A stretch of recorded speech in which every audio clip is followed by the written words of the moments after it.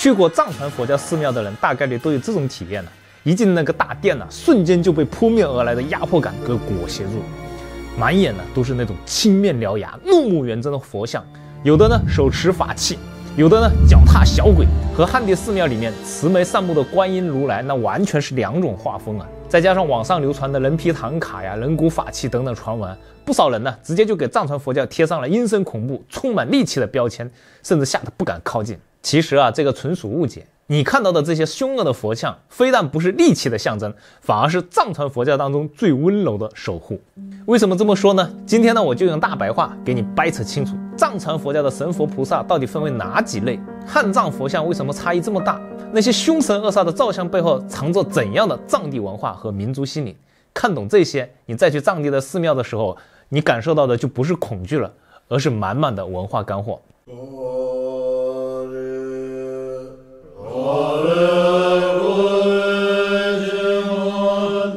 很多人呢觉得藏传佛教的造像都很凶，其实犯了以偏概全的错误。藏传佛教里面的神佛菩萨的造像核心就分为3大类：寂静像、祭愤像、愤怒像。绝大多数时候你在藏地的寺庙看到的都是这3类的组合，只是愤怒像的视觉冲击力太强，才让你忽略了另外2大类。先给大家树立一个简单的区分逻辑，你一看就懂。首先第一个，寂静像，这个就是你印象当中的慈祥平和的样子，和汉地的佛像很像。比如说常见的释迦牟尼、无量寿佛、度母都是属于面容圆润、神态安详，身着朴素的袈裟，手势也格外的柔和。比如说他会施语愿印呐、禅定印呐，它的核心的作用呢，就是用慈悲接引，直白的告诉信徒，我是来帮你的，不用害怕。第二种造像呢，就是祭愤像，这是藏传佛教造像的特色款，一半温柔一半凶。比如说有的佛像啊，它的正面是慈祥的度母，背后却伸出几只愤怒的手臂；还有的上半身是寂静的菩萨，而下半身呢却是威猛的神兽。这种造像的核心是刚柔并济，既怀揣慈悲心，又具备降妖除魔的魄力。那第3种呢，就是愤怒像，就是让大家觉得恐怖的那种，青面獠牙，头发竖起，满身的纹饰，手里还拿着各种各样的看似有攻击性的法器，比如说像金刚杵、骷髅碗。常见的有金刚手菩萨、大威德金刚、马头明王等等。但是你千万不要被外表给骗了，这些凶相啊，从来都不是针对普通人的，而是对准烦恼和邪恶的，就相当于佛教里面的正义警察，专门震慑妖魔鬼怪和人心的贪嗔痴。简单来说啊，这3类造像本质上是一套组合拳。寂静像呢负责温柔引导，愤怒像呢负责强力清除障碍，祭愤像呢则兼顾两者，共同构成了藏传佛教的守护体系。就像教育孩子啊，你既要对他温柔讲道理，对吧？也要严厉纠正错误，核心的逻辑是相通的。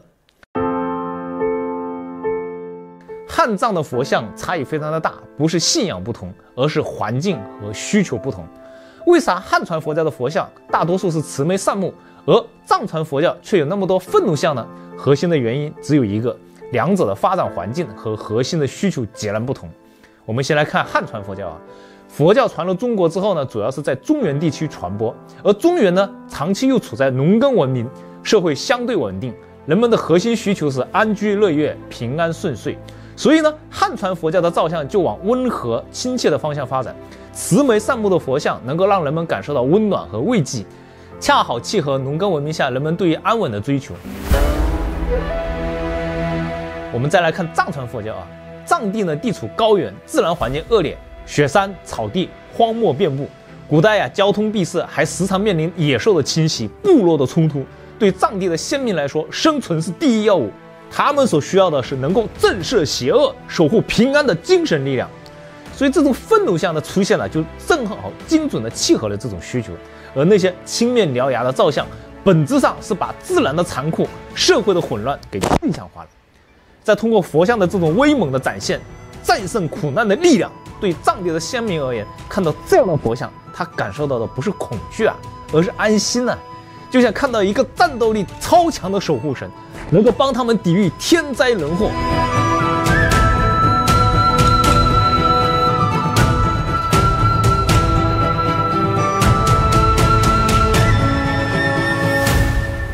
除此之外啊，还有一个关键原因，藏传佛教呢更加注重密法修行。密法修行呢讲究快速成就，需要借助威猛的力量来清除修行路上的障碍，包括外界的干扰，也包括内心的烦恼。愤怒相呢就是这种力量的具象化，是修行的精神助力。而汉传佛教呢更注重的是显法的修行，讲究循序渐进，积德行善，所以造像呢更偏向温和和引导。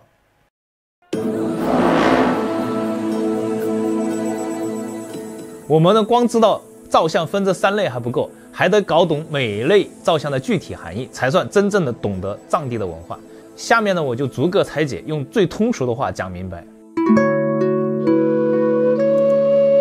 寂静像的核心是慈悲，造像的每一个细节都在传递温柔。比如说释迦牟尼的禅定印，双手置于膝盖，掌心向上，代表着平静与智慧。观音菩萨施与愿印，单手向前伸出，代表满足众生的愿望。在藏地的寺庙里面呢，寂静像通常放在主殿最显眼的位置，比如说大雄宝殿的正中。这是在告诉所有的信徒，不管你经历了多少的苦难，藏着多少的烦恼，这里都有一个温柔的港湾，你可以安心的祈求，安心的修行。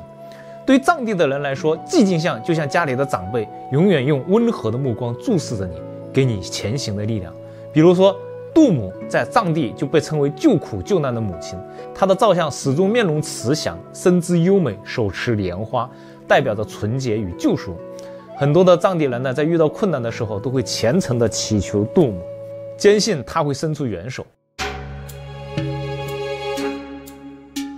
祭奉像呢，堪称是藏传佛教造像的创意天花板。它把慈悲和威猛完美融合，背后藏着一个深刻的道理：真正的慈悲从来都不是无底线的纵容，而是该温柔的时候温柔，该强硬的时候强硬。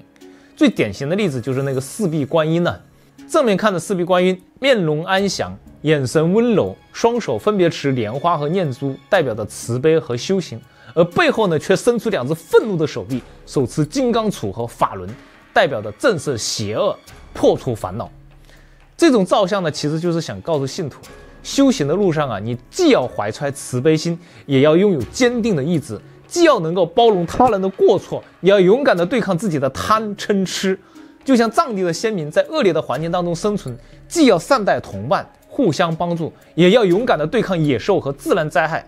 这正是藏地人的生存智慧。愤怒像呢，这是大家最容易误解的一类造像，也是藏传佛教文化核心之一。就以最常见的金刚手菩萨为例吧，他青面獠牙，头发如火焰般的竖起，手持金刚杵，脚踏小鬼，看起来极具攻击性。但其实啊，他是诸佛的大力士，专门守护修行者，清除修行路上的障碍。先给大家澄清一个误区啊，愤怒像脚下踩的那个小鬼啊，不是真正的人，而是烦恼和邪恶的象征。比如说像贪、嗔、痴、慢、疑这些阻碍人们修行的心魔，都被具象化成了小鬼。而愤怒像脚踩着它们，代表着战胜心魔，破除烦恼。我们再来说说那些看起来很吓人的法器吧，比如说像骷髅碗，藏语是称之为嘎巴拉碗。在过去的旧西藏确实是有部分骷髅碗是人骨制作的，但并非是随意取用的。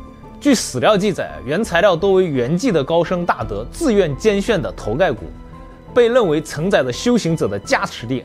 而现在的正规寺庙里面的骷髅碗呢，基本上都是用铜、银等材质的仿制品，早已经不用人骨。它的核心寓意是看破生死，放下执念。金刚杵呢，就代表着坚定的意志和智慧，能够打破一切烦恼。蛇形的纹饰呢，就代表着征服欲望，不被欲望所束缚。对藏地的人来说，愤怒像就像是边境战士，用最威猛的姿态抵御外敌，守护家园的安宁。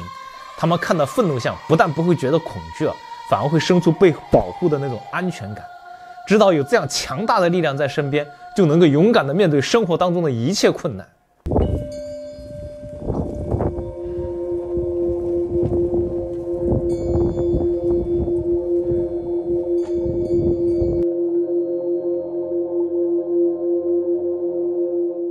最后我总结一下，藏传佛教的造像从来都不是阴森恐怖的象征，而是藏地人在恶劣的自然环境当中总结出的一套精神生存法则。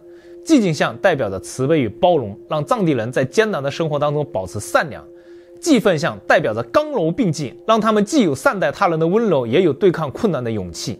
愤怒像代表着坚定与守护，让他们在恐惧中找到安全感。这3类造像共同构成了藏地人的精神世界，也塑造了藏地文化的坚韧、善良、敬畏的核心特质。网上那些流传的人皮唐卡、人骨法器，大多是别有用心的谣言或者是误解。正规的藏传佛教寺庙始终倡导慈悲为怀，普度众生。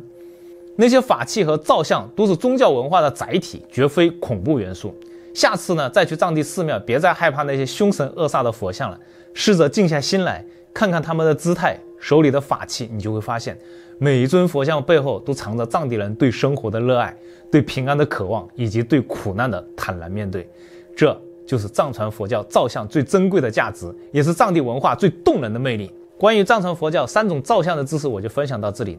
我不知道你有没有感觉到有收获？如果你觉得有收获，欢迎点赞转发给身边的朋友。